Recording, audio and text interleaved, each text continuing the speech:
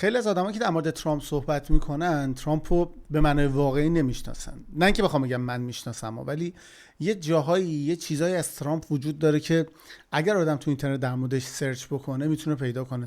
ترامپ اون وجهه انسانیش خیلی خیلی قویه، چیزایی که شاید در موردش اصلا صحبت نمیشه، کسی حرفی نمیزنه، برعکس شاید خیلی از این اهالی به حال رسانه‌ای یا آدمای جناح مقابل که وقتی اگر یه کار خیری میکنن 65 تا عکس از زوایای مختلف وایسادن و دارن ازش عکس میگیرن، در مورد ترامپ قضیه کاملا متفاوته. بسیار بسیار کارهای مختلفی انجام داده که هیچکی در موردش حرف نمیزنه، خودش هم در مورد اینا حرف نزده. علاوه بر اون اینم بهتون بگم که اتفاقاتی که در مورد ترامپ افتاده تیکه های بد و بسیار بسیار اومدن روش کار کردن، برجسته کردن، ولی اتفاقات خوبی که در موردش بوده هیچ موقع صحبت نشده. تصاویر زیادی از ترامپ هست، مثلا در رابطه با اینکه سندروم داونیا رو دعوت کرده بوده کاخ سفید، اونا رو کلی تحویل گرفته بوده، پدرانه در آغوش گرفتتشون، یا جای مختلف و کارهای مختلف که برای آدمای اصطلاحاً میگن ایندیویدوال انجام داده، یعنی آدمایی که مشکل داشتن بهش مراجعه کردن.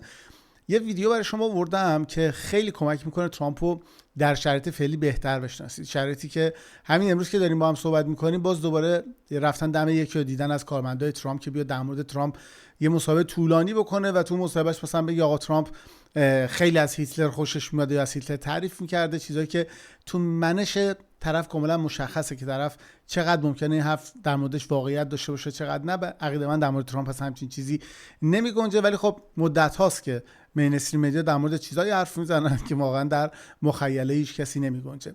این ویدیو رو با هم دیگه میبینیم، مصاحبه‌ای که تایروس که از کسایی که عضو برنامه هم گاتفلد هست هم بعضی وقتا در دفاع میاد در فاکس نیوز و قهرمان کشتیکج جهان هست، انسان بسیار بسیار باهوش و خوش‌ذوق با ترامپ انجام داده. یه بخشایی در مورد ترامپ میگه که شاید حتی من و شما هم تا حالا نشیده باشیم. اون رو با هم میبینیم، یه گذر کوچیک هم دوباره میزنیم وضعیت رقابت‌ها، این که الان کجای قضیه وایسادیم و چندیم.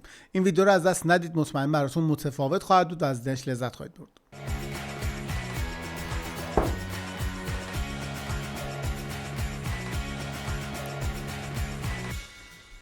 بله، عرض درود و ادب دارم خدمت همه شما دوستان. فراد متقی هستم، اینجا اخبار خاموشه و در این کانال تمام تلاشم اینه اخبار و اتفاقاتی برای شما بیارم که معمولا جای دیگه پوشش نمیدن. برای همین ممنون میشم اگر لطف کنید، اگر تا حالا در کانال سابسکرایب نکردید سابسکرایب کنید، اگر این گزینه اول رو بزنید، زنگوله رو بزنید، گزینه اول رو هم بزنید، کمک میکنه که هر برنامه داریم برای شما نوتیفیکیشنش بیاد. و اینکه ممنون شم اگر ویدیو رو در فضای مجازی لایک بزنید، تا حالا چه الان چه هر موقع که میبینید فرقی نداره، اگه با تأخیر میبینید که کمک کنید اخبار درست و بدون سانسور در فضای مجازی به فارسی دانان بیشتری توصیه بشه.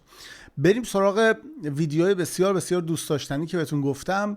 این ویدیو رو خواهش میکنم با دقت دنبال کنید، کاملا متفاوته.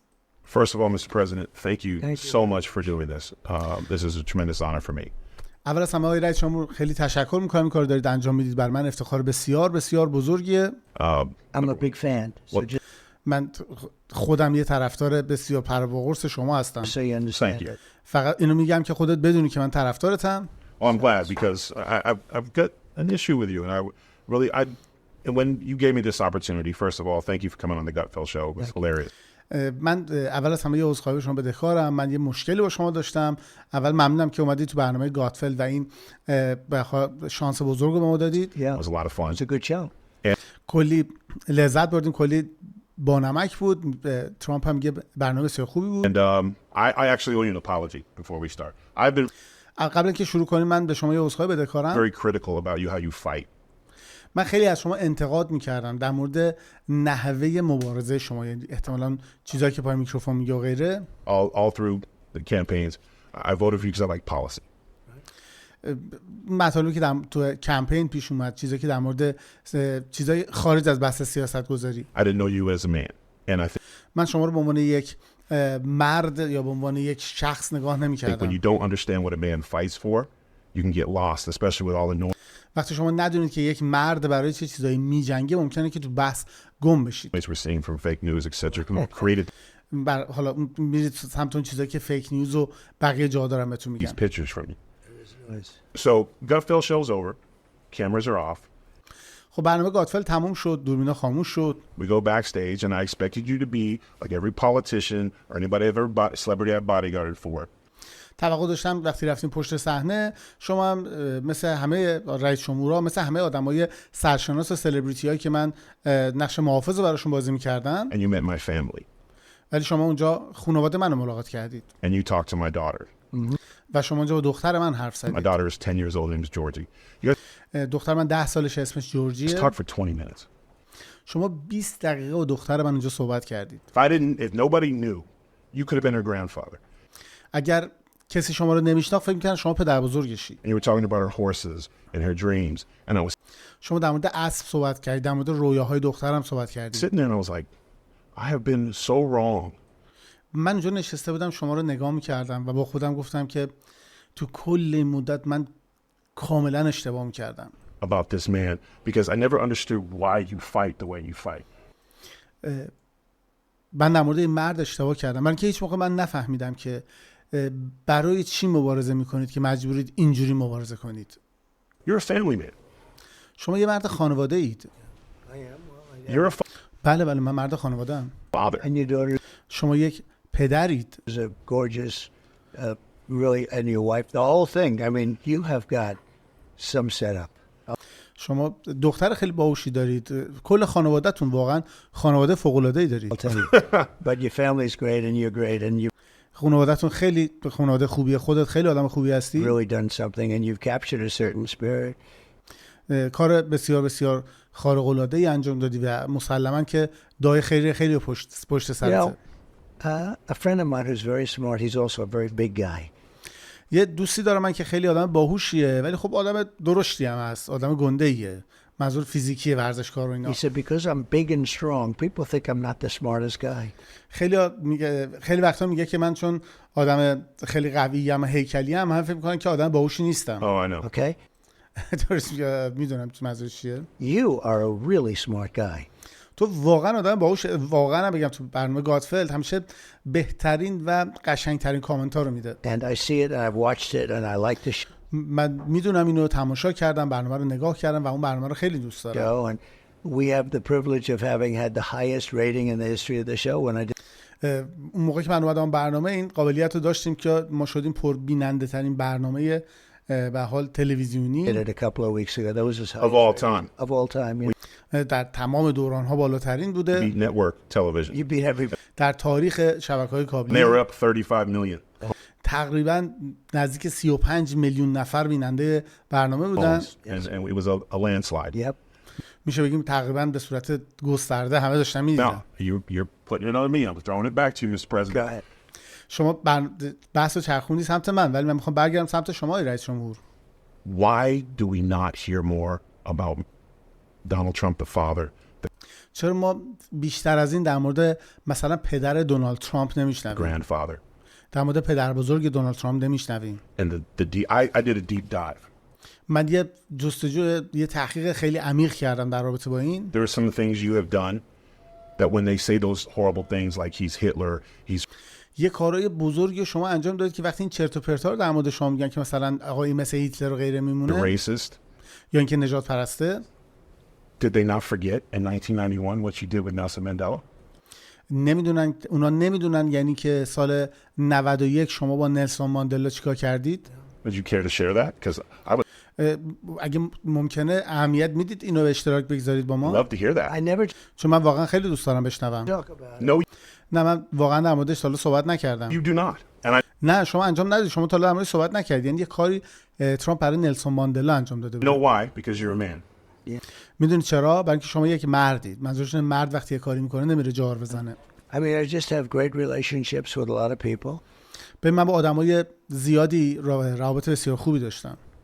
People say that, you know, a little bit like you do.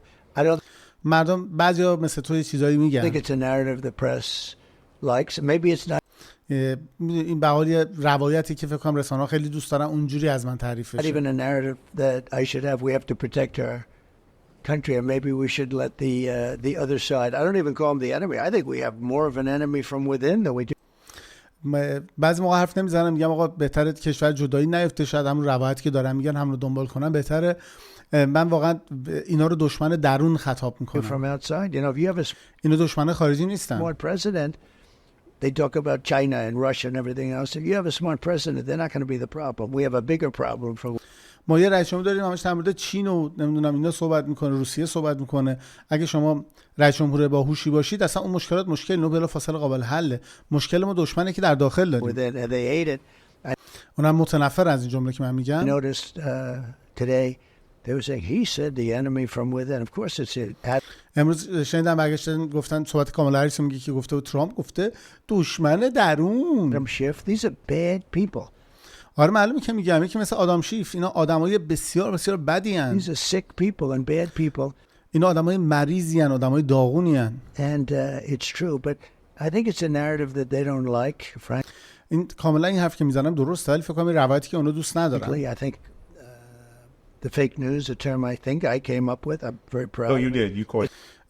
من فکر کنم اینا فیک نیوزن، عبارتی که من براشون ساختم و خودم ابداعش کردم. It's not You should tough. probably trademark it, but you know.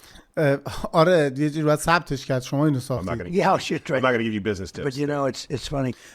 من نمیخوام بهتون مشاوره تجاری بدم ولی برید یه ثبتش کنید. Because it's a great term, but it's actually not strong enough because ببین این یه عبارت درستیه ولی به اندازه کافی قوی it's نیست. beyond fake. It's really bad. چون الان دیگه واقعا از اخبار جعلی گذشته، خیلی بد شده. Nelson Mandela and 80 of his constituents were trying to come to the United States. Yeah. نلسون ماندلا و 80 تا از یارانش می‌خواستن به ایالات متحده. The United States government wasn't helping him. ایالات متحده نمیخواست بهش کمک کنه، منظور اون پول سفر و غیره است. No one was helping him. You chartered a 727 plane شما یه هواپیمای 727 رو چارتر کردید براش for their entire trip. Yeah. برای کل مسافرتشون. How is somebody, and it's crazy because you can talk about anything, and why is it hard for you to talk about the things you've done? It runs. چرا اینقدر سخته برای شما برای این کاری که کردید بیاین صحبت کنید، در موردش توضیح بدید؟ نلسون ماندلا با 80 نفر می‌خواسته بیاد ایالات متحده. آمریکا گفته آقا به ما چه؟ هواپیما بگیرید پوشین بیاد. پولم نداشتن. ترامپ یه 727 فرشون چارتر کرده که هم بره اینا رو بیاره هم بعدم ببره. ولی در موردش حالا هیچ صحبت نکردیم. که چرا سخته بیان در موردش صحبت And your کنیم. family, your father helped build a synagogue. این همه اتفاقات بوده، خانواده‌تون این همه کار کردن، پدر شما کمک کرد سنگال ساخته I شد. mean, why do we not know those things? چرا ما این چیزا رو نمیدونیم؟ It's something that I've never. I love doing it. I don't need praise for it. اینا کاری بوده که من دوست داشتم انجام بدم. هیچ موقع نخواستم به خاطرش تشویق I بشم. don't. We all like a certain level of praise, but I've never. I just like helping people. ببین ما هممون دوست داریم تا یه حدی ازمون تعریف بشه، ولی من دوست دارم به مردم کمک کنم. I help a lot of people, and I enjoy doing it, and I never. من به مردم کمک میکنم و از کمک کردن لذت میبرم. It's nice that you bring it up. حالا خیلی نظر لطفته که اومدی و بحثش مطرح I کردی. also think it's not a narrative that the press likes talking البته فکر کنم این روایتی نیست که رسانه‌ها دوست داشته باشن در موردش صحبت کنن. about. For me, But I think it would help a lot of the American people who have been misled, I myself included. من فکر کنم خیلی کمک میکنه به خیلی از مردم آمریکا که ممکنه گمراه شده باشن، از جمله خود من. Now listen, I'm voting for you now because of the man you are, به معلومه شما رأی میدن به خاطر آدمی که هستید، به خاطر مردی که هستید، not just because of the policies. نه فقط به خاطر سیاست‌گذاری‌ای که دارید. Because not every American will get the opportunity that I had به خاطر که هر آمریکایی اون شانسی که من داشتم گیرش نمیاد to saw who you were backstage. که ببینه که شما چه آدمی هستید پشت صحنه. And that's why I have this list. I mean, I can. برای همینه که من یه همچین لیستی دارم. I have testimonials. We can't go through all because I of want to time. see. من یه عالمه لیست دارم از کارهای مختلف شما کردید، میتونم دونه دونه شروع کنم گفتن. Now تو میگم خیلی خودم لیست رو ببینم. this was. I had to dig deep. I like that. You donated $100,000 to raise dogs. You don't even. شما $100,000 کمک کردید برای پرورش سگ. شما حتی آدم اهل سگ هم نیستید. Dog guy. Explain that. اینو به من توضیح بدید. Well, that's Lara. So خب این به خاطر لارا بود. لارا عروس I ترامپ. have a wonderful, the wife of Eric. خب همسر اریک یه عروس من فوق‌العاده دوستش دارم. And she's a terrific person. You know, she's actually now a very big and important person in getting elected in the Republican Party. Comes from. خب میدونی که آدم بسیار بسیار خوب و درسته و الان خیلی داره کمک میکنه به حزب جمهوری‌خواه که بتونن افرادش انتخابات رو پیروز بشن. From North Carolina. She loves the dogs, and I did that in her honor. Actually, اون خیلی سگ دوست داره. من این کار رو به به احترام اون انجام دادم، چی میگن، به نیت اون انجام دادم. And you know, if you listen to her, boy, dogs are treated very badly. They're, you know, some evil people having to do even with dogs. میدونید اگر گوش کنید خیلی مواقع با سگا خیلی بد رفتاری میشه. آدمای شیطان صفتی هستن که با سگا خیلی بد رفتاری میکنن. So I did that for my daughter-in-law. Yeah. خب من کارو به خاطر عروسم انجام دادم. More so than me. I don't know that بیشتر به خاطر اون بود تا به خاطر خودم باشه. much about dogs, but I want to take care of them. من خیلی در مورد سگا نمیدونم ولی دوست داشتم که کمک کنم که بهشون بهتر رسیدگی And I بشه. had an opportunity. You know, as president, you can do a lot of things. خب من این قابلیت رو داشتم که به عنوان رئیس جمهور شما خیلی کارا میتونید انجام I بدید. did a lot. The size of the kennels, the size of the cage. You know, there's like cages that they're in. میدونید در مورد حتی این اندازه قفساشون، اینا یه قفسایی هست که اینا رو تو قفس نگه می‌دارن. And it's terrible. It's like you have no room, no nothing. And مثل قوطی کنسرو میمونه، هیچ فضایی ندارید، هیچ یعنی سگو میذارن توش بدبخت اونجا زندانی میشه که هیچی، قفس‌ها فضایی هم ندارن که سگ بتونه بلند شه وایسه. حتی she came in with a whole group of people. These are people that really fight hard for dogs. I mean, اون با یه جمعیتی اومد از یه سری آدمایی که واقعا برای سگا دارن میجنگن. yeah, people that fight. And she's a good person, so I did it for her. خب اون آدم بسیار خوبیه لارا، برای همین من به خاطر این کار انجام دادم. I have hundreds of employees who have said things like, "You've paid medical bills." من صدها نفر اسم آدمای مختلف و کارمندای مختلف شما رو دارم که اینا میگن شما هزینه‌های درمانیشون رو پرداخت کردید. You paid mortgages, شما وام مسکنشون رو پرداخت کردید. rents. You've helped get family members. There's one شما اجاره رو پرداخت کردید، کمک کرد اعضای خانواده‌شون رو بیارن پیششون. story in here where a brother came in with a business plan. Nobody would hear him. یه داستانی امروز شنیدم در مورد یکی از وقتی میگن برادرها، منظور از این دوستای سیاه‌پوستشون که با یه طرح تجاری اومد پیش شما، هیچ کازا نبوده طرحش حتی بشنوه. You gave him 10 minutes. You شما 10 دقیقه بهش فرصت دادید. shook his hand and you cut him a check. بعد از 10 دقیقه دستشو به حالا نشانه همکاری فشردین و یه چک براش کشیدید. Why is it so hard for you and even your team? I'm a little upset. These are things that I think the چرا انقدر سخته برای شما یا حتی تیمتون؟ من یه خورده از دست اونها عصبانی ام. اینا چیزایی که مردم آمریکا باید بدونن. people and I get it, you're humble because you're a father first. من میدونم که چرا شما متواضعید، به خاطر اینکه شما در مرحله اول یک پدرید And a grandfather. And that's something, و یک پدر بزرگ. من یه چیزی که به حال درک میکنم. again, one thing we need in this country is we need a father figure again. We need ما چیزی که تو این کشور لازم داریم به یک چهره پدریه. منظور اینه که یه نفر باشه که برای همه پدری کنه. husbands and boyfriends and young men we need to see that fathers are capable of great things. تمام حالا همسران یا اونایی که به حال دوست دختر دارن، پسرها، لازمه که یک چهره اون بالا ببینن، بتونن به عنوان الگو ازش ایده برداری کنن. Because we've dealt with it, especially in the last 3.5 years, a complete dismemberment of what it is to be a man. We're under ما چون تو این 3 سال و نیم گذشته کاملا چرت و پرتایی دیدیم که اصلا یادمون رفته یه مرد باید چه شکلی باشه. attack for everything. یه مرد باید چه جوری از همه چیز محافظت کنه. Well, actually, manhood is Yes. under attack. I see ببین واقعیتش اینه که مردانگی به خطر افتاده و بهش حمله میشه. things that are so beautiful, and the next day I see them knocking the hell out of somebody for doing something that a day before I said, what a wonderful thing. بعضی موقع چیزا دیدم خوب بوده و روزها بعد دیدم یه جوری دارن بهش حمله میکنن که اصلا آدم میمونه، آدم اصلا تعجب میکنه. Now we have to get back a little bit more. You know, the other thing under attack is religion. من فکر میکنم یه خورده باید به گذشته برگردیم. یکی دیگه از چیزایی که خیلی بهش داره حمله میشه این روزا بحث مذهبه. Religion was like the glue that kept this country together. این مذهب در حقیقت مثل چسبی بوده که اعضای این کشور در کنار هم نگه داشته بوده. And so many people are mocking it now. They mock و خیلی از مردم الان واقعا دارن مسخره میکنه مذهب. it, and it just kept our country together. این چیزی که کشور ما رو در کنار هم یک پارچه نگه داشته. But it's absolutely under attack. و کاملا الان تحت حمله است. And under attack by this administration. و همچنین توسط همین کابینه هم در حال حمله است. And you look at Kamala, she's worse than Biden. و به کامالا هریس وقتی نگاه کنید می‌بینید آقا این بایدن هم بدتره. Biden is he's out of it, okay?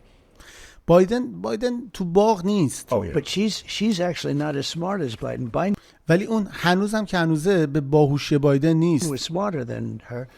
بایدن از اون باهوشتر بود. I think to this day he is. And I don't think the country can take a chance on having her. I think it's a tremendous, I don't even think it's a chance. Well, let me ask من فکر نمی‌کنم کشور توانش رو داشته باشه یه دوره دیگه بخواد اینو تحمل کنه. واقعا شرایط خیلی I سخته. think it would be a disaster. Let me ask you the من فکر کنم واقعا یه مصیبت و فاجعه به بار بیاد. question that was posed to her last night that she refused to answer. یه سوالی ازش پرسیدن دیروز پیروز که به حال سعی کرد از زیرش قصر در بره و نخواست جواب بده. Debated Biden the first time and you debated him the second time. How much شما دفعه اول با بایدن مناظره کردید، دفعه دوم با کامالا هریس مناظره کردید. of a difference did you notice from the two?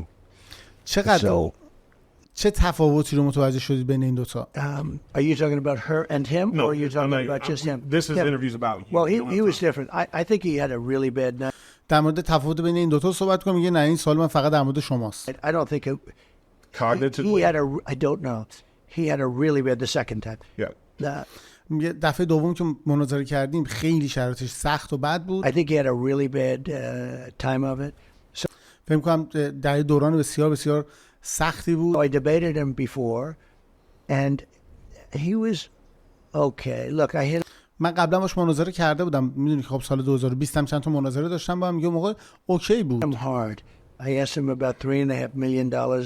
Remember when Chris Wallace was protecting him? میدونی وقتی کریس والاس داشت ازش سعی کرد دفاع بکنه در مورد اون 3.5 میلیون دلار پرسن 3.5 میلیون دلاری که هانتر بایدن از شهردار زن بیوه شهردار مسکو پول گرفته بود.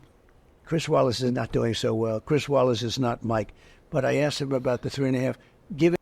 میدونی که الان اوضاع کریس والاس هم خوب نیست. خیلی از مجریایی که با ترامپ بد کردن ریتشون خیلی اومده پایین. مردم دیگه برنامه‌شون رو نمیبینن، دستمزدشون کم شده. میگه در مورد 3.5 میلیون دلار To پرسیدن. him by the mayor of Moscow's wife. I said, در مورد همون زن شهردار مسکو. how do you justify this? And then I always have ازش پرسیدم چجوری اینو توجیه میکنی؟ 2 or 3 people to debate. The last time I had David Muir. I call him intervention. من همیشه با دو سه نفر در حال مناظره بودم. سری آخرم که با دیوید مویر یعنی مجری مناظره ترامپ و کامالا هریس میگه انگار داشتم با اون مناظره میکردم که تایروس میگه به نظر من داشت دخالت میکرد. Oh, they're terrible. Well, David Muir, I said, crime is through the roof. It's way up. And he said, no, it's not. It's way down. من گفتم که کرایم جرم و جنایت رفته بالا. اون گفتش نه اتفاقا جرم و جنایت اومده پایین. I said, so well, the برگشت گفت FBI اینجوری گفته. FBI didn't include a lot of places. Funny. خب FBI همه جا رو حساب نکرده بودش. Oh, that is. Yeah. The next day, you remember they announced that crime is up like 45%. فرداش آنالیز دقیق اومد بیرون گفت آقا 45% جرم و جنایت بالا رفته. That was right. But I haven't gotten an apology from David Muir. ولی دیوید مویر از من هیچ عذرخواهی But I نکرد. don't want him anymore. I haven't gotten البته بگم دیگه عذرخواهیش هم لازم an ندارم. apology. No, I think Biden, look, the debate he had was not great. ببین مناظره که بایدن داشت خوب نبود. But I think that he's a step above her, actually. ولی بازم فکر میکنم حداقل یه قدم جلوتر از کامالا هریسه. Speaking of apologies, the brave men and women on the border. در مورد عذرخواهی صحبت شد. زنان و مردان شجاعی که لب مرز هستن. Especially the horse division. Yeah. That their lives were put in shambles. مثلا اون کسایی که خط جلو هستن و زندگیشون رو به خطر میندازن. One of the things I have on my policy list یکی از چیزایی که من تو لیست سیاست‌گذاری‌های خودم دارم was that would you consider giving them a day at the White House? آیا در نظر میگیرید که یک روز اینا رو دعوت کنید بیان به کاخ سفید؟ A moment to be recognized. Are we and talking where they were celebrated. saying یه لحظه‌ای که برای اونها به این قالب تلقی بشه که اونها زحمتایی که کشیدن داره درک میشه؟ about the whips Whipping, and everything yes. else which didn't exist? Not just them, but their families. When the President of the United States comes You out do and it. condemns them. You do. مهم فقط خودشون نیستن بلکه خانواده اینا وقتی بدونن که رئیس جمهور ایالات متحده ارزش کار اینا رو درک But میکنن. you set it up. We win. I'm there because that's it. We have to win. ببین ما وقتی پیروز بشیم من اونجا خواهم بود برای اینکه گفتم ما باید پیروز We شیم. don't win. We're not going to have a country. اگر من پیروز نشم اصلا دیگه کشوری باقی You're نمیمونه. right. They were brutalized. حق با تو واقعا باشون بدرفتاری شده. You know, it's interesting. These people are not smart, but they're vicious. ببین جالبش اینه که این آدمای باهوشی نیستن ولی آدمای بسیار شروری ان. They're very vicious. And you see it. It's like fascist. It's like Marxist. I don't know what the hell it is. داری میبینی مثل فاشیست میمونه مثل مارکسیست میمونه اصلا نمیفهمه چی است. But the level, look at me, the weaponization of the Justice Department. Nobody's ever seen anything like it. این سوء استفاده از قوه قضاییه که تا حالا اینجوری ندیده بوده. America, again, this is not hyperbole. This is a guy, I don't fly private jets. I fly every airport I go to. ببین من هواپیما شخصی جت شخصی سوار نمیشم، من هواپیما معمولی سوار All over میشم. the country. 4 Now, years ago. are you able to use like one seat? Because you are. Yeah, first class. جوری سوار میشه که یعنی تو هر ردیفت یه صندلی باشه دیگه، یعنی چون آدم بزرگی از گنده هستی میگه آره فرست کلاس سوار میشه. First class, First of course. class, Yes, yeah, one seat. Yeah. Well, that means you have to stay wealthy. این نشون میده که یعنی تو آدم ثروتمندی باشی. Well, or keep billing Fox. One of the به خب ما صورت حسابا رو به فاکس میفرستیم، فاکس نیوز باید پولش رو بده. That's even better. But yeah, تا میگه خب این خیلی بهتر هم I like هست. that even yeah, better. you know, outsource the bill. But من اینجوری بیشترم دوست دارم. again, when I think about the verbiage and the things that are said about you, even after وقتی من در مورد الفاظ و لغت‌هایی که در مورد شما به کار میبرن فکر میکنم. we don't even know how many assassination attempts there has been, but we know 2. ما حتی نمیدونیم تا حالا چند تا اقدام به ترور بر علیه شما بوده، ولی 2 تاشو میدونیم. One of the things that when you in that moment when you stood up and you yelled fight again. یکی از اون بخشا جایی بودش که شما ایستادید و فریاد زدید مبارزه کنید. That's where I'm seeing the father. It wasn't about you.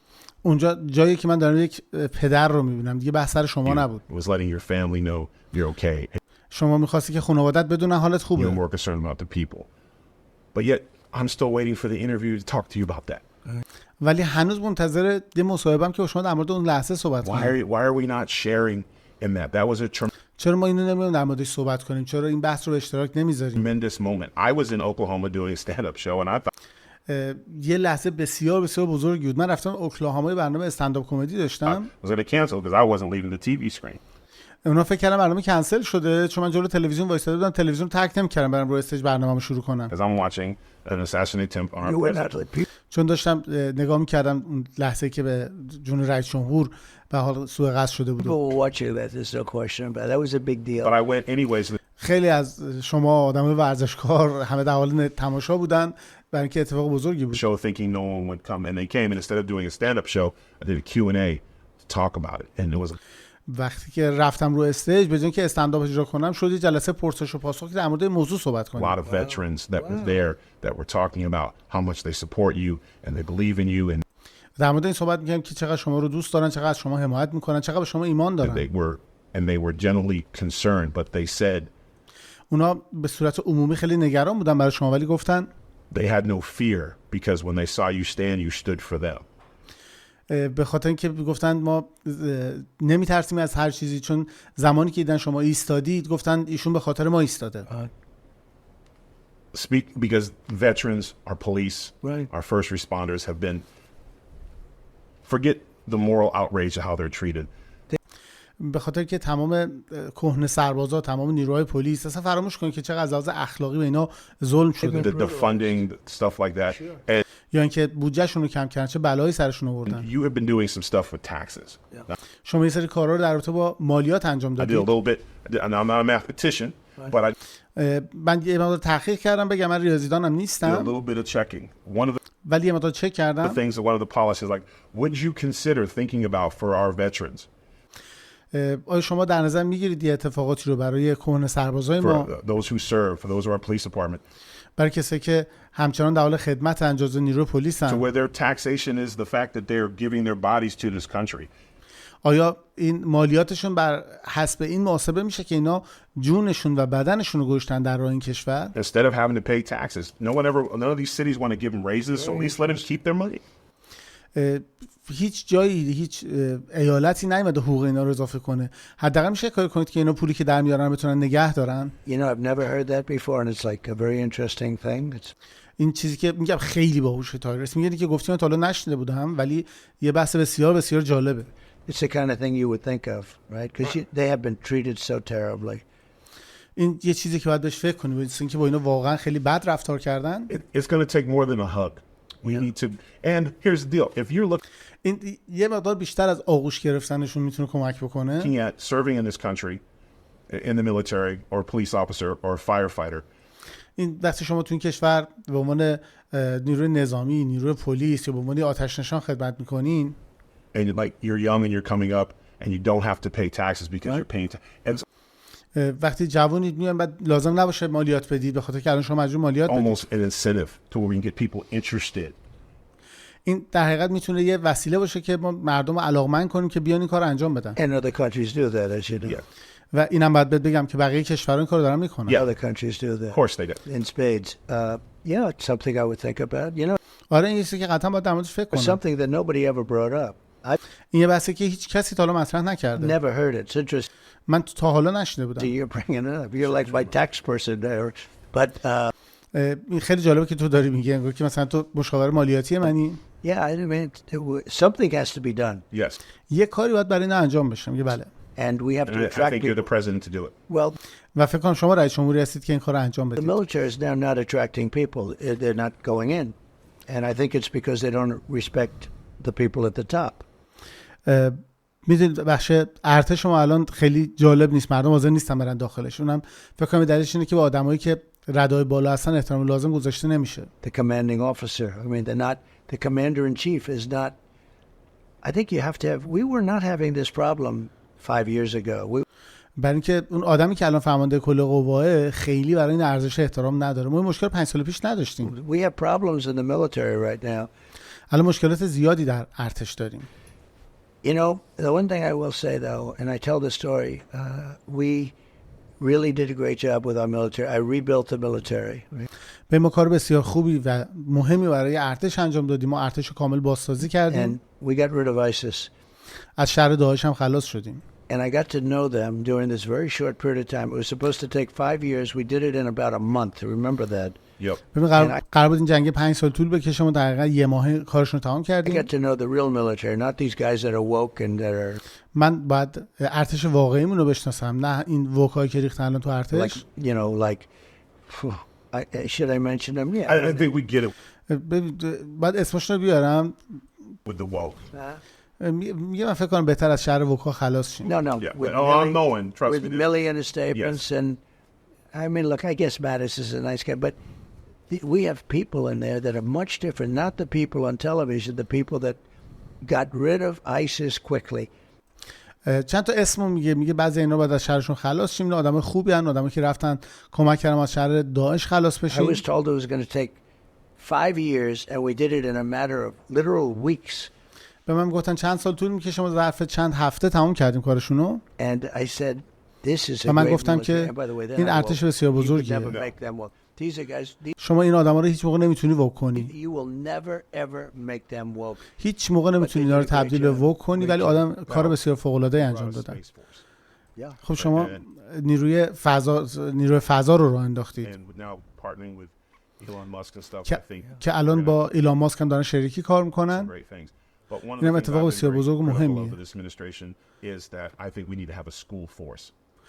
چیزی که من در مورد این کابینه یه مقدار در موردش منتقد بودم اینه که ما باید یه مدرسه فضانوردی هم We need داشته to make باشیم. our schools hard targets. باید سعی کنیم برای مدارسمون اهداف خیلی جدی‌تری رو And بذاریم. there's no again looking for employment or بازم میگم اگه نگاه کنیم به استخدام، servicemen when they come out, because I feel like what's happening in your schools isn't a police thing, it's a military thing. Because این آدمایی که میان بیرون به خاطر اینکه اتفاقی که داره در نیروی پلیس و غیره میفته چیزی نیست که در مدرسه‌مون اتفاق بیفته. they need to be, they are trained to look for these signs and stuff. اونا دارن آموزش میبینن که نگاه کنن، دنبال علم We باشن. had military, not necessarily military, but they'll be coming over. We use social workers, military police, and we each. So let me has ask you their this. So own- what about teachers that are in the military and the teachers, they leave the military, they become history teachers, they become math teachers? خب بذار من اینجوری بپرسم، نظر در مورد معلمایی چه که تو ارتشن بعد میان بیرون میشن معلم تاریخ و معلم ادبیات و غیره. And they're in the room and they get to know the students and they know how to use it. You can't have آدمایی که میرن با دانش آموزا آشنا میشن و میدونن باید چیکار کنن. people that don't have any idea about what to do with guns. بعضی از آدمایی هستن که نمیدونن اصلا باید با اسلحه چیکار کنن. But people that were in the military, that are in the classroom, and they have access to guns. اما آدمایی که قبلا تو ارتش بودن و الان تو مدرسه هستن و دسترسی به اسلحه دارن، Whether it's on them or in a little safe or something, you know, the چه اسلحه که همراهشون باشه، باهاشون باشه یا توی گاف صندوق جایی problem is باشه. if it's in a safe, it takes a long time Right. to get it, right? So, you know, but خب البته اگر توی گاف صندوق باشه زمان زیادی میبره که برن درش بیارن. sometimes I think, and I've heard that, and I've thought about it a lot, and in some ways I like that more than just having police standing someplace in the building. من قبلا بهش فکر کردم و بعضی جا خیلی بهتر از اینه که فقط یه نیرو پلیس بذارید کل مدت اونجا دم دره ساختمان وایسه. Do you like that idea? It would be a small percentage of the teachers, like خب دوست دارین ایده رو یه درصد بسیار کوچیکی از معلمان میتونن باشن، 5%, شاید 5%شون، but that would be much more than you would ever have with. Anything is better than ولی به هر حال خیلی بهتر از این که چیزی نداره. میگه اونم میگه آره هر چیزی بهتر از این وضعیت فعلیه. we our بهتر از banks این are که بهتر از این که هیچ امنیتی تو مدرسه نباشه. safer than our schools. Yeah. And our greatest investment are our kids. Yeah. So I have an issue. میگه مثلا سرنی که الان خیابونای ما بعضیش از مدارس امن‌تره و بهترین کسایی که تحقیقات رو انجام میدن روی مسائل خود دانش آموزا هستن. with that. And here's the deal. I've learned a lot about this administration trying to get things done. And من خیلی چیزا شنیدم در مورد که این کابینه داره سعی میکنه همه کارا رو انجام بده talking to people, I speak to و با مردم صحبت میکنه. a lot of mayors and a lot of my Right, travels and right. stuff. And this administration was supposed to be all about the environment and the Green New و- Deal and all. و این کابینه کل هدفش این بودش که هر کاری داره میکنه در رابطه با محیط زیست باشه و قراردادهای سبز ببنده برای انرژی، Crap. But it's همین چرت و پرتا. amazing. So I You notice how that stopped? I'm in the middle of a campaign, hopefully the end of a campaign, and it's going to be successful. But we're in a campaign. Nobody ever talks about the environment. می چی شد یا استاپ دادن؟ وسطای کمپین بودیم، حالا الان که دیگه آخراشیم فکر کنم دارن که پیروزم بشیم، ولی هیچ کسی در مورد محیط زیست دیگه صحبت نمی‌کرد. یعنی اصلا هیچ کدوم از سوالایی که مطرح شد تا حالا در مورد محیط زیست نبوده. They don't talk about it. They want clean air. They want clean water. اونا هوای پاک میخوان، آب تمیز میخوان، آشامیدنی تمیز This میخوان. green new scam is the worst thing that's ever happened. این کلاهبرداری بزرگترین کلاهبرداری که تا حالا اتفاق افتاده. They're destroying the windmills all over the place. You fly over these gorgeous areas. You have windmills going all over.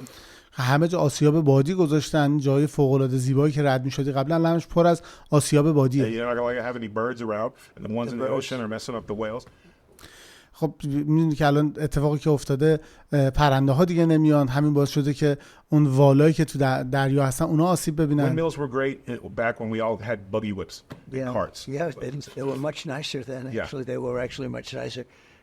خب اینا به حال داره میگه الان همه جا پر شده، قبلا چیز دیگه داشتیم، یا حالا اونایی که قبلا داشتیم خیلی بهتر از اینا بود. No, when you think of what they've done, though, with all of the money that they spend, trillions and trillions of dollars, China does nothing, by the way, just so you understand. You know, No, China, India. ببین با این همه پول، میلیاردها پولی که دستشون بوده، ببین فقط چیکار کردن.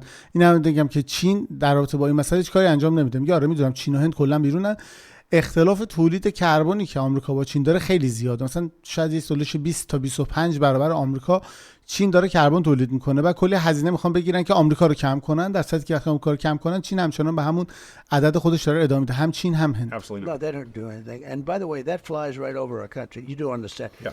و اونم که میفهمید دیگه، باد میزنه و آلودگی میاره بالا سر کشور ما. Those winds, 4.5 days, it's over. So here we کل اون بادا ظرف 4.5 روز کل اون آب و هوای کثیف میاره بالا کشور ما. are. It costs us twice to make a product, 3 times, 4 times, 5 times. الان با این سیستمی که چیدن یه چیزی اولش 4-5 برابر هزینه داره برای ما تا جنسی تولید کنیم And we're trying to keep everything nice and clean. و تمام تلاشمون اینه که همه چیزو تمیز و سالم نگه داریم. But the wind's flying in from China, India, and every place else.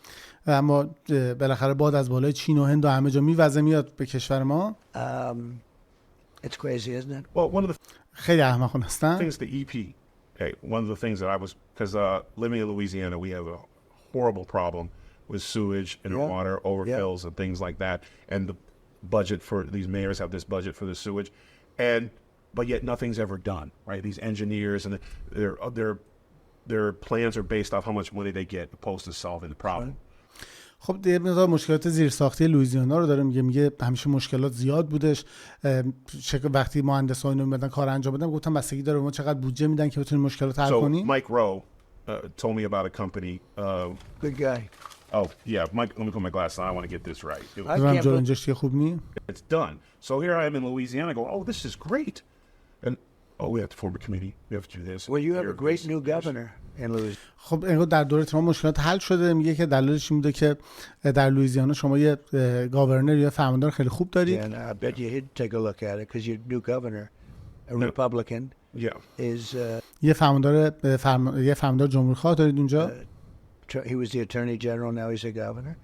قبلا دادستان کل بود اونجا، الان شده So فرماندار. if you give me that, I'll send it to him. Okay? Thank you, sir. اگر لیست مشکلاتو بدیم و براش میفرستم حتما. Sounds good, right? Yeah, Why is that something? I mean, it's a big problem and it's a problem الان مشکل است که مشکل خیلی بزرگی باشه. everywhere.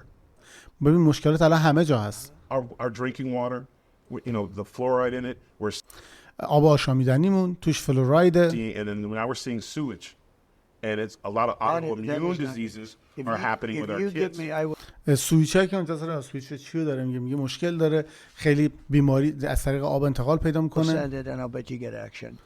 من لیستو بده، من میفرستم براش، میگم زودتر روش اقدام کنه. I moved. One because my daughter's an equestrian now and I had to move to New Jersey. خب من اونجا نقل مکان کردم به خاطر دختر اومدیم رفتیم جرسی. But we eventually had to move because not only that, what we're seeing with the hurricane storms, the insurance companies jacking it up. Now I'm blessed to make a good living, but I'm not paying $300,000 a year. Yeah. بعد از اینکه دیدیم این گردبادا داره میاد و اینجوری قیمت بیمه ها رفت و غیره، حالا من شرط مالی بد نیستش ولی اصلا نمیخواستم وایسم، میخوام سالی $100,000 پول بیمه بدم. House taxes, so I made روی بیمه و مالیات خونه. Insurance is one of the biggest increases and it's happened in the last 4 years. بیشترین مقدار افزایش قیمت برای بیمه ها بوده و کلش هم تو این 4 سال گذشته اتفاق افتاده. People are going crazy with the insurance costs. مردم واقعا دارن سر هزینه‌های بیمه دیوونه میشن. And I say, what about self-insurance? You know, sometimes people are better off with self-insurance. من بعضی موقع صحبت می‌کنم میگم آقا بیمه خیش فرما چطوره؟ بعضی مواقع بهتر مردم خودشونو بیمه They کنن. can't afford the insurance. And then اونا دیگه واقعا نمیتونن این بیمه شرکتی و پولشو the بدن. problem is when you need the insurance, they don't want to pay. And they مثلا اینکه شما وقتی بیمه میگیری دوست نداری پولش پرداخت کنی. negotiate, right? They say, دوست داری که بری سرش مذاکره کنی سر we're not قیمت. going to pay you, and you end up getting 5 cents on the dollar. It's a Exactly, problem. It's a در نهایت بهتون پولشون رو نمیدن. 5 سنت بابت هر دلار بهتون پول میدن. real problem. And you know, I know you have a million things to do, but father to grandfather.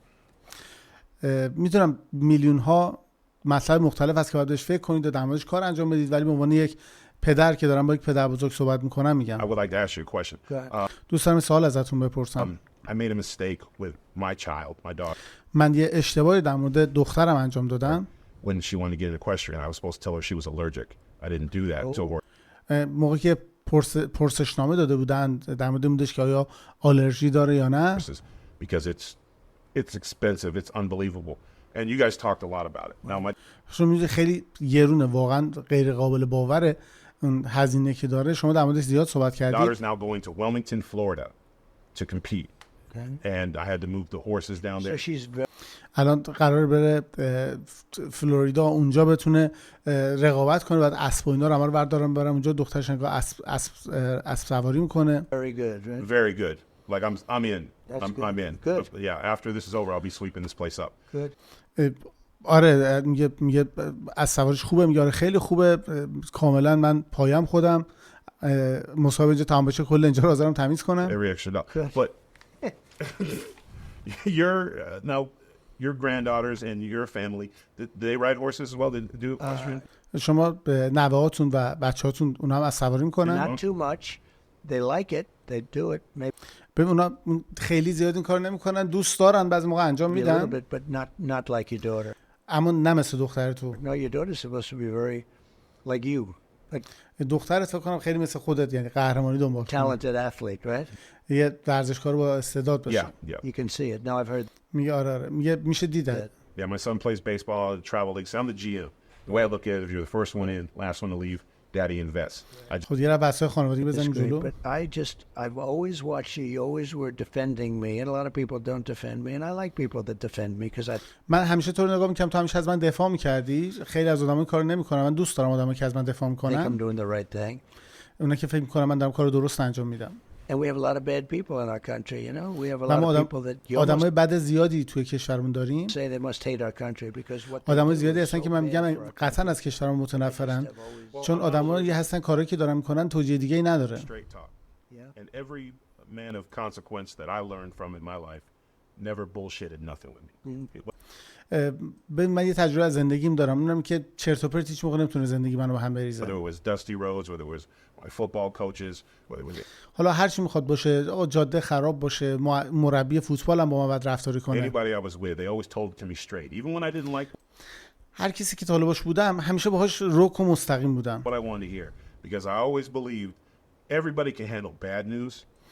من همیشه باورم چون این بوده که میگفتم آقا همه توانایی رو دارن که خبر بدو هضمش کنن یه جورایی. And good news, but no news and bullshit. Don't piss down همه میتونن خبر بدو هضمش کنن، ولی اینکه بیخبری باشه یا اینکه آدم چرت و پرت تحویل بده اصلا چیز مناسبی my نیست. back, and my grandmother used to say and tell me it's rain. And that's one thing that you have never done. You always, if you don't want to hear, because the American people can accept bad news.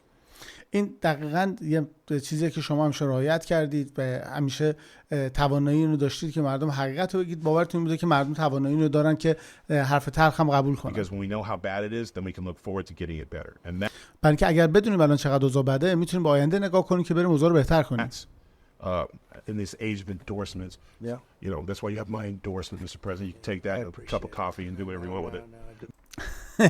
دوره تحسین کردن و اندورسمنت، شما میتونید اندورسمنت منم داشته باشی، شاید به اندازه یکی دو تا کافی بیارزه بتونید اندورسمنت رو خرج کنید، 2 تا کافی بخورید. means a lot to me. It does. But نه خیلی لطف داری تو به You من. know, I think this is going to be the most important election in the history of our I country. agree. من فکر می‌کنم مهمترین انتخابات در تاریخ کشورمونه. میگه منم موافقم. Because our country is going bad. You know, I hate to say. کشورم داره مسیر بدی میره، متنفرم از این که اینو بگم. I wouldn't do this with just politics. Our country is going bad. من اگر فقط به خاطر بحث سیاست بود این کار نمی‌کردم، اما کشورم مسیر بدی داره میره. The things we do. I mean, men playing in women's sports. کاری که داریم می‌کنیم وحشتناکه، اینکه مردا برن تو ورزش زنا شروع کنن رقابت کنن. Absolutely not. It's crazy. And let's not say it's the most important, but it's just واقعا خجالت آور. نه که حالا بدترین اتفاقی که داره میفته. crazy. The whole concept. اما کل موضوع خیلی چرت و دیوانه کننده است. Having no borders. اینکه آقا مرزی نداشته باشیم. Having elections where you're not allowed to ask somebody whether or not they happen to live in the country. Just anybody can walk in. Yeah. یه انتخاباتی داشته باشیم که نتونی از کسی بپرسی که آقا داری رأی میدی، آیا تو این کشور زندگی کردی یا نه، هر کی میخواد سرشو بندازه پایین بیا تو. It's really wacky and we're going to get it changed, Tyrus. اوضاع خیلی بده و تایروس باید ما اینو عوضش کنیم. I believe that. Well, now I have to ask this because you love sports as almost as I do, especially boxing. من باید اینو بپرسم چون شما ورزش رو خیلی دوست دارید مثل خود من، مثلا بحث ورزش وکس. I do. I love. And love it. do you miss not being able to do all that stuff? Because like WrestleMania 4 and 5, part of my childhood, inspired me to end up becoming a wrestler. I think. الان ناراحت نیستی از اینکه نمیتونید این کار رو انجام بدید؟ بخش بچگی من صرف این شد که من علاقمند بشم به کشتی کج. You got felt for that? I did that. I'm in the WWE Hall of Fame. Yes, you are. And Dana's خب من توی اون سالن افتخارات WWE هستم. a good friend of mine with UFC. What a job he's done, right? Dana White is incredible. He's like دانا وایت یکی از دوستای خوب منه. می‌بینید چه کار فوق‌العاده‌ای انجام an داده. incredible guy. یه آدم بسیار بسیار فوق‌العاده است. And yeah, I was always involved in it. I remember in those days. Well, Hulk is a great guy. You have to say he was great. Right? And when he ripped his shirt. من اون روزا رو یادمه. هالک هوگان میگه آدم فوق‌العاده‌ایه. میگه یادتونه اومد تیشرتشو پاره کرد روی استیج. And now listen, I was a Mr. Wonderful Paul Orndorff guy, but I got it. But I think that was a great moment. And so فکر کنم صحنه خیلی جالبی بود. Very quick. And you can talk trash with the best of them. Who was the biggest influence? Was it Don King or Muhammad Ali? Because شما موقع خیلی تو ورزش بودی، خیلی هم بلدی که ترش تاک کنی، کری بخونی و اینا، کدومشون بهتر بود؟ محمد علی یا یکی دیگه میگه یانکین؟ Your style is like ours. Like you, میدونی اون استیل شما مثل ما when میمونه. you comes to talking trash, and I know you hung out with those guys. I know a lot of. I did the search. I know that you have. میدونم که شما کری خونیتون عالی بوده وقتی با این آدما میگشتید. من تحقیقاتمو کردم که چقدر خوب کری میخوندین. It's hilarious after reading and the stuff I've saw, and I just saw a little bit. There was it's hard to. خیلی جالب بعد از اون چیزایی که من خوندم. حالا اینم بگم که یه بخشیشو فکر کنم تازه من فقط خوندم. But you have been a regular guy with you never cared what color somebody was or شما آدم معمولی بودید، اصلا اهمیت نداشت براتون که یکی رنگش چه رنگیه، who they slept with. All you cared با کی was میخوابه، the content of their character and if they could do the damn job or not. فقط براتون مهم بوده که طرف میتونه کارو درست انجام بده یا They were نه. both friends of mine. Now Don King is still alive, you know. ببین دان کینگ هنوز زنده است، میدونی که جفتشون دوستای من He's بودن. 92 years old. 92 سالش He الان. lives in Florida. He's a great guy. He فلوریدا زندگی میکنه، آدم فوق العاده ایه. endorsed me very strongly into it. He said, اون خیلی قوی اومد از من حمایت کرد و من اندورس "You کرد. got to vote for Trump." And I probably spoke to him a week ago, maybe. من فکر کنم یه هفته پیش بود باهاش صحبت کردم، گفت همتون باید بیان به ترامپ رای بدید. And he was great. Very different guys. But there's nobody. Don King, each incredible. Don King, nobody like that. And Muhammad Ali, nobody like that. These were two unique people. You know, Don میدونی که دان کینگ و محمد علی دو آدم متفاوت بودن ولی هیچ از این دو تا خوشش King نمیومد. was a tough cookie too. Oh, He yeah. beat the hell out of people. Unfortunately, دان کینگ هم خیلی آدم خفن و گولاخی بود، میزد پدرم رو در می آورد. بحثش حالا تو بوکس بریم جلوتر. was at Madison Square Garden. I think it was Ali Frazier won. Oh, so you were there. That's in my opinion the most historic. خب حالا در مورد یکی از مبارزات دارن صحبت میکنن که میگه اونجا بودی. Never been a big fan, but did you have? Was it just the suit, or did you have the? Been tremendous. Yeah, had him, probably, you know, not broke his neck and stuff. But I know you. I could keep you here forever, and I'm getting the circles and the doo-wops. And Mr. President. من میتونم تا ابد با شما صحبت کنم، اینجا نگه دارم ولی دارم میبینم اشاره میکنن، میگن آقا جمعش کن برنامه رو. Thank you. This. I would only do this خیلی ممنونم که زحمت کشید اومدید به این مصاحبه. one for you. You don't know what's going on. I'm the keynote speaker Yes. at the biggest dinner in New York probably of the year. من سخنران بزرگترین مراسم شام نیویورک در سال هستم. And I had a choice. I was going to walk in and say, could you do me a favor? Could I do this interview tomorrow or maybe next week? من میتونستم یه کاری بکنم، بیام بگم که آیا امکان داره که این مصاحبه رو فردا انجام بدیم یا هفته And دیگه. I said, I'm not doing it to Tyrus. ولی گفتم من این کارو با تایروس نمیکنم. And I got people over at the big hotel and that room is packed and everybody's wearing white tie, not black tie. I don't like wearing white tie, but it's white tie. به حال همه کسی که اومدن کراوات سفید پوشیدن. من کراوات سفید دوست ندارم ولی اونا اینجوری پوشیدن. And it's waiting for me. And I said, you know what? I got to do it with Tyrus because I اونا منتظر منن ولی گفتم میدونی چی، من دارم با تایروس مصاحبه کنم. respect him. من که خیلی براش احترام قائلم. And Tyrus has always, I tell you people, he's always stuck up for me when maybe it wasn't the thing to do, and he's always there. و بگم اینو که طرفداراتم بدونن که تایروس کسی که همیشه در کنار من ایستاده، از من دفاع کرده حتی موقعی که هیچکی نبوده و خیلی این کارو نمی‌کردن. So I'm here for you, and I'm a little late, but that's okay. من به خاطر تو اینجا هستم. میدونم یه خورده دیرم میشه ولی اصلا مهم نیست و مسئله نیست. I would have waited till tomorrow, sir, but I'm glad you did it Thank today. you. من اگر لازم بود تا فردا اینجا منتظر شما میشدم ولی خیلی ممنونم که این کار انجام دادید. Man. Thank Special you. guy. Thank you, Mr. President. خب این مصاحبه‌ای بودش که در موردش صحبت کردم. بازم تاکید میکنم یه وجهه‌هایی از ترامپ هست که هیچکی نمیدونه، در موردش صحبت نمیشه. حتی اینجا هم دو سه موردش رو بیشتر اشاره نکرد تایروس، فکر کنم اشاره ترامپ بود، نخواست بیشتر اشاره بکنه. مهربونی‌های زیادی از این چهره دیدیم که ما یکیشو تا حالا از اونور ندیدیم. یه چیزای نشونه است دیگه. وقتی ترامپ میره در کلیسا میشینه، زمانی که میان اون ظرف معروف رو رد میکنن که هر کی برای فقرا یه کمکی داخل یه پولی بندازه، تنها رئیس جمهور آمریکا بود که دست کرد تو جیبش، تو کیفش پول نقد در آورد انداخت اون ظرف. هیچ کدوم از رئیس جمهورها آمریکا اصلا کلیسا پیداشون نمیشد، اگرم پیداشون میشد پولی نمیدادن. مثلا بعدن میرفتن یه امضا میکردن کاخ سفید، آقا یه پولی بدید به این کلیسا که یارو دست کنه جیبش بده. یه اتفاقی بود که در زمان خودش هم تقریبا میتونم بگم همه رسانه‌ها کف و خون بریدن. در دنیا در موردش صحبت شدش که همچین چیزی داره کسی ندیده بود.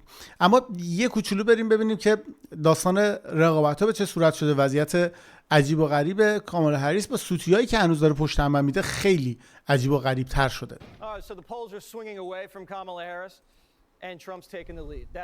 خب میدونی که در نظرسنجی‌ها یواش یواش داره همه چیز از کامالا هریس فاصله میگیره و ترامپ هم داره فاصله‌شو رو در پیشتازی بیشتر میکنه. Prime time doesn't merely make predictions or trust polls, but Democrats are nibbling their nails. این چیزی که رسانه‌ها گفتند و حالا بگم پرایم تایمز خیلی به پیش بینی یا به حتی نظرسنجی‌ها همچین اعتقاد کامل نداره، ولی داریم نگاه میکنیم که دموکرات‌ها از دستپاچگی دارن ناخوناشونو میجوان. I'm starting to worry about the polls because من یواش یواش دارم نگران میشم در مورد نظرسنجی به خاطر اینکه I see a lot of the media saying that he's leading and everybody's getting nervous. Why is بلکه خیلی میدم تو رسانه‌ها میگن که آقا ترامپ جلو افتاده و یواش یواش همه چی داره به هم میریزه. Basically every public pollster is saying the election is way too close to call. همه تقریبا رسانه‌ها و همه نظرسنجی‌ها دارن میگن که نتایج خیلی نزدیکتر از اونه که بشه گفت برنده کیه. What is it? What is it that's going on here that has allowed this election to be so close? چه اتفاقی داره اینجا میفته که اجازه میده نتیجه نظرسنجی‌های ما نزدیک باشه؟ This race will be far too close. این رقابت‌ها خیلی خیلی فاصله داره با اینکه بخوام بگیم به هم نزدیکه. Because unfortunately we do have a fascist groundswell in به خاطر اینکه ما یه آدم فاشیست رو داریم یه طرف داستان parts of this country, mainly among white men, let's be clear. که خیلیشون هم مرد سفیدپوستن طرفدارشن. بذار روشن بگم خود این بیشور نجات پرست داره اینجوری حرف میزنه. But in small pockets among black and brown men too. اما یه بخشای کوچیکی از مردای قهوه‌ای پوست و سیاه‌پوست هم هستن. We enjoy watching Democrats squirm, but it's always unpredictable. ما عاشق اینیم که ببینیم دموکرات‌ها اینجوری این اسفند رو آتیش بالا پایین میپرن، ولی بگم این اتفاق همیشه غیر قابل پیش بینیه. You can't read a lot into polling even if Joy's nervous. So خیلی نمیشه از نظرسنجی نتیجه گیری که حتی اگه ببینید که جوی رید اینجوری عصبی رو داره بالا پایین میپره. prime time isn't just looking at polling tonight. Republican registrations are up. ما امشب قرار نیست فقط در مورد نظرسنجی‌ها صحبت کنیم، بلکه ثبت نام حزبی جمهوری خواه عددش رفته بالاتر. And mail-in ballot requests are down. و تقاضای میلین بالت رأی پستی اومده پایین. That's good news. این خبر We're خوبه. also seeing Republicans doing something we didn't see last election. ما همچنان داریم یه کاری می‌بینیم ریپابلیکن‌ها دارن انجام میدن که تو انتخابات قبلی ندیده بودیم. Vote early. دارن زودتر در اولین فرصت میرن رأی میدن. People are lining up to vote in key battlegrounds like Georgia and Nevada. More Republicans are showing up this time. مردم تو جورجیا و نوادا همین الان شروع کردن رأی دادن و جالب اینه که بیشتر از قبل ریپابلیکن‌ها در صف رأیگیری هستن. دیروز دیدم یه صفی نشون داد در تگزاس 2.5 ساعت بعد وای میسادن رأی میدادن و مردم وایساده بودن در صف بسیار طولانی. Than the last election by a lot. با اختلاف این سری مردم بیشترن. Nevada, Republicans erased Democrats' mail-in ballot lead with early voting. در نوادا ریپابلیکن‌ها رای دهنده هاشون تقریبا در همین رایگیری اولیه تونستن اون پیشتازی خودشون رو تثبیت کنن جلوتر از اون بقیه دموکرات‌ها که دارن این کار انجام میدن. Kamala sees the trends too. کاملا هم داره میبینه که چجوری داره اتفاق انجام میشه. Is now begging her people to act more like the oldest living president. و داره از مردم تقاضا میکنه، التماس میکنه، میگه مثل پیرترین رئیس جمهور زنده رفتار بکنید. این جسد نعش جیمی کارتر که میبینید اینجوری روی دیگه واقعا ویلچر نمیشه بگی، رو برانکارد میان میبرنش. No, not Joe Biden. Jimmy Carter. میگه منظور من جو بایدن نیست، منظورم جیمی کارتره. Georgia's own President Jimmy Carter voted early. تو جورجیا جیمی کارتر اومد زود رای داد. نمیدونم چرا انقدر خوشحاله از هر چیزی، این خنده مثل پاریکالشو میندازه بیرون. Bless him. Just days after his 100th birthday. اونم دقیقاً چند روز بعد از تولد 100 سالگیش. So look, if Jimmy Carter can vote early, you can too. وقتی جیمی کارتر میتونه زود بیاد رای بده، شما هم میتونید. به نظرت این توهین نیست؟ دیدید مثلا میخوان یکی بکوبن، میگه بابا اون احمق تونست تو نمیتونی. حالا میگه وقتی جیمی کارتر میتونه شما میتونی. چرا اینجوری داره خنده مستانه؟ حالا میدونی مسته داره حرف میزنه، ولی این خنده دار نیست که پیرمرد 100 ساله آوردنش رأی داده. این چیز مسخره نیست که اینجوری بهش میخندی. Does Carter even know who he voted for? ببینم تو اصلا مطمئنی که کارتر اومده به کی رأی داده؟ He probably thinks he voted for Biden. احتمالاً فکر میکنه که اومده به بایدن رأی داده. Kamala isn't in a good place right now. 2 weeks out. ببین 2 هفته مونده و کامالا اصلا موقعیت و شرایطش خوب نیست. For war gaming worst case scenarios. North Carolina is slipping away from داره یه جنگایی احتمال آغازش هست که بدترین سناریوی ممکن برای کامالا هریس رقم میخوره. الان وضعیت که الان ام سی نیوز هم بهش اشاره کرده. بذارم قبل‌تر. North Carolina is slipping away from Democrats. نورث کارلینا داره از سمت دموکرات‌ها فاصله میگیره، تقریبا داره میشه جمهوری خواه. And they're panicking about the blue wall. و اونا هم دارن همچنان از فرو ریختن این دیوار آبی نگران میشن. Michigan, Wisconsin, Pennsylvania. میشیگان، پنسیلوانیا و ویسکانسن. They think it might collapse.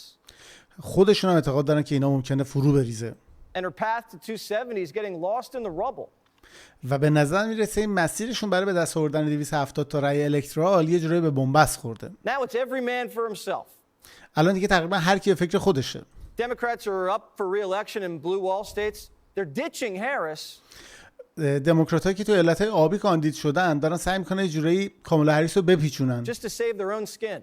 فقط به خاطر اینکه جون خودشون رو نجات بدن. One senator in Pennsylvania is bragging about how he bucked the Biden-Harris administration. یکی از سناتورها تو مینسوتا داره خیلی اصرار میکنه که ما چجوری تونستیم دستور بایدن هریس رو بلاک کنیم. And is embracing Trump's tariffs.